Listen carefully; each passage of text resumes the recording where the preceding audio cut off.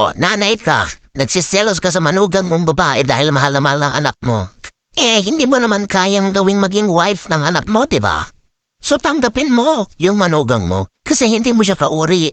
Hindi kayo pantay, magkaiba kayo, hindi kayo pwedeng mag-exchange baskets. Hindi mo kaya siyang palitan sa buhay ng iyong anak, so tanggapin mo siya. Nakakasawa na ang mga matatandang biyanan babae na 10, 15, 20 years ang mga manugang di pa matanggap. Wala nang katapusan ng gyera sa pamilya.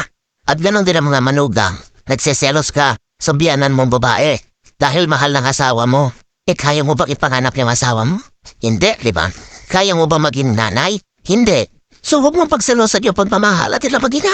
Iba ka asawa pa, hindi ka katulad nung biyanan mo. Ang pagselosan pala yung katulad mo. Alam mo, babaeng gustong punin yung asawa mo. Yung babaeng kumikiringking sa asawa mo. Yes talaga, tangkihan mo yon. Pero yung biyanan mo, wala ka naman sa lugar na pagselosan yon.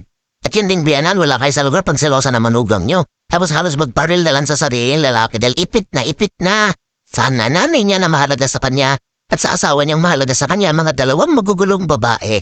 Bakit naman ninyo pinapatay yung lalaki na ipit? Hindi kayo magkasundo. Boring na.